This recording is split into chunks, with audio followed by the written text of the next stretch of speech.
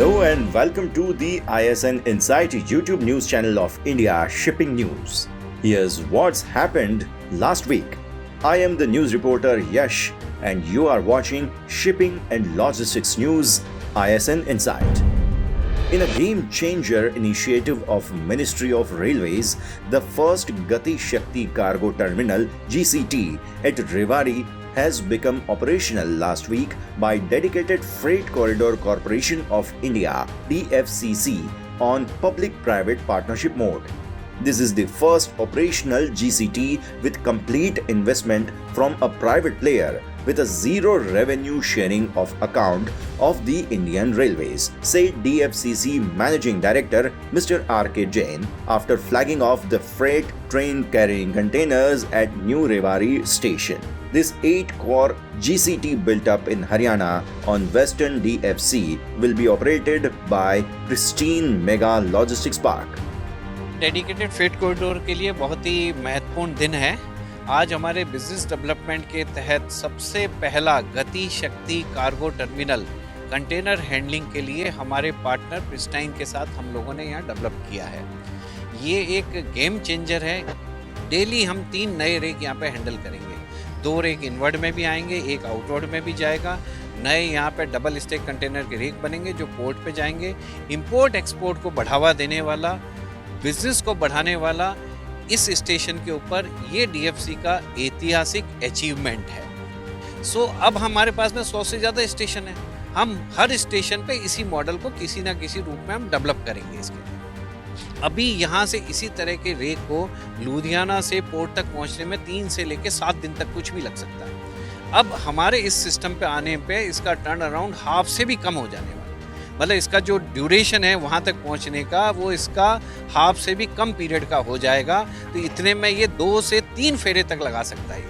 तो बेसिकली जब वैगन के टर्न अराउंड बढ़ जाएंगे, इफिशिएंसी बढ़ जाएगी, लॉजिस्टिक कॉस्ट ऑटोमेटिकली कम हो जाएगी। Rajesh Kumar Singh, an Indian Administrative Service Officer of 1989 batch from Kerala cadre, has assumed the charge of Secretary Department of Promotion of Industry and Internal Trade, Ministry of Commerce and Industry on Monday.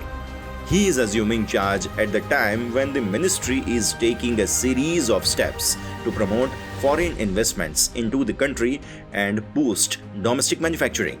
Foreign direct investment into the country stood at US dollars 36.75 billion during April-December 2022 as compared to USD 43.17 billion in the same period of 2021-22. India's biggest rail hauler of containers, Container Corporation of India, has placed an order of 100 LNG trucks at Pune-based Blue Energy Commercial Vehicles Private Limited. The state-owned company takes first steps to cut hazardous emissions and align with the government's larger climate change goals. Earlier, Mr. V. Kalyanarama, Concord Chairman and Managing Director, revealed the company's plan to introduce LNG trucks for the first and last mile movement of containers. Blue Energy Commercial Vehicles Private Limited, a zero-emission truck technology startup known by its brand name Blue Energy Motors, a portfolio company of Exponential Ventures, which is a Dubai-based fund run by Anshuman Riya, a second generation of the Riya family that founded SR Group. The company claims that the LNG trucks are poised to upend the transport sector and hasten the shift to green transportation. India's ranking to World Bank's Logistics Performance Index 2023 has improved by 6 places thanks to significant investments in soft and hard infrastructure as well as technology. The World Bank report has ranked India at 38, up from 44 in 2018 among 139 countries. According to the World Bank report, the Indian government has made investments in both soft and hard infrastructure related to trade, which has helped connect port gateways on both coast and the economic poles in the hinterland.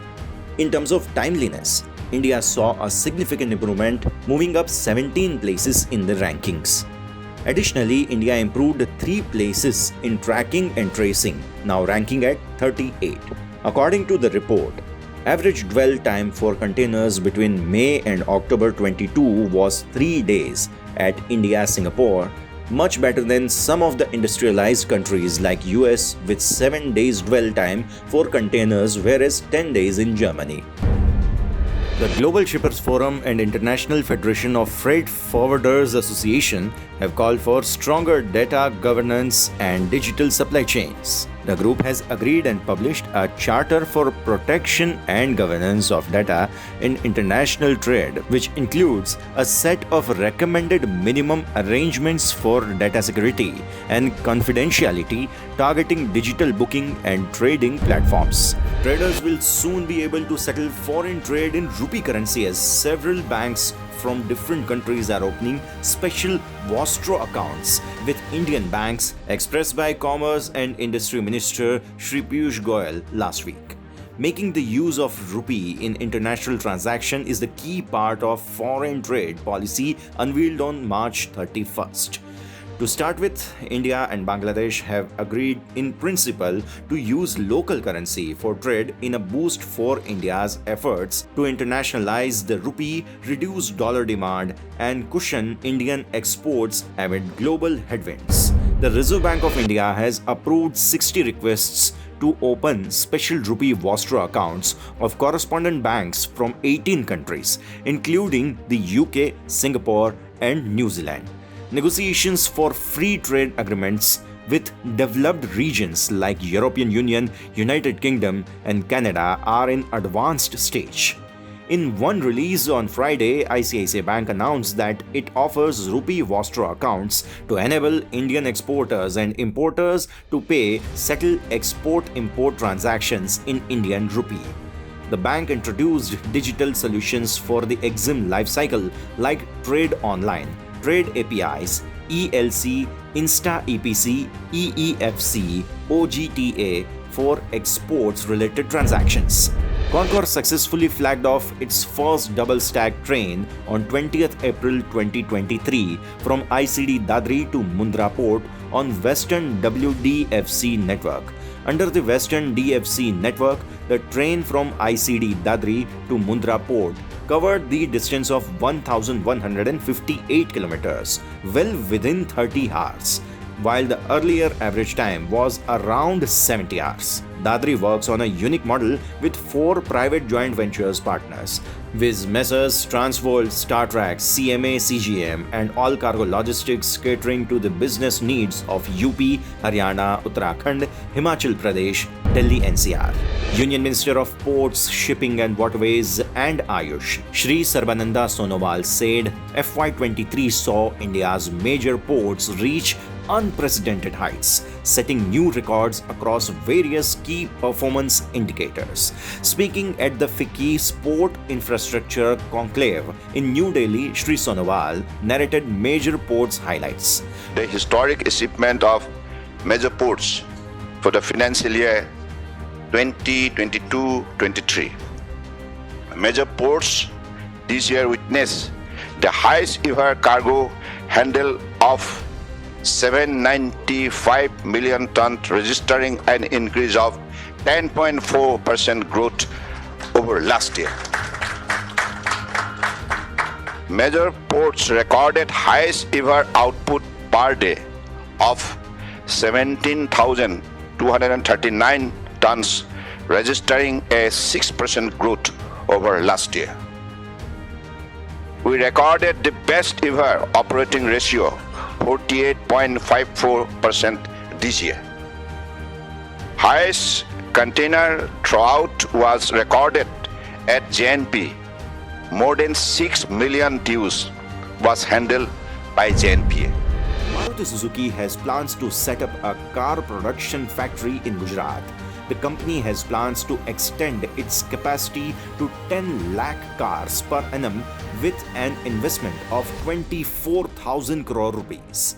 According to a high-level sources, Maruti has zoned in on 4 locations in Gujarat: Kutch, Dholera SIR, Hasalpur and Bechraji.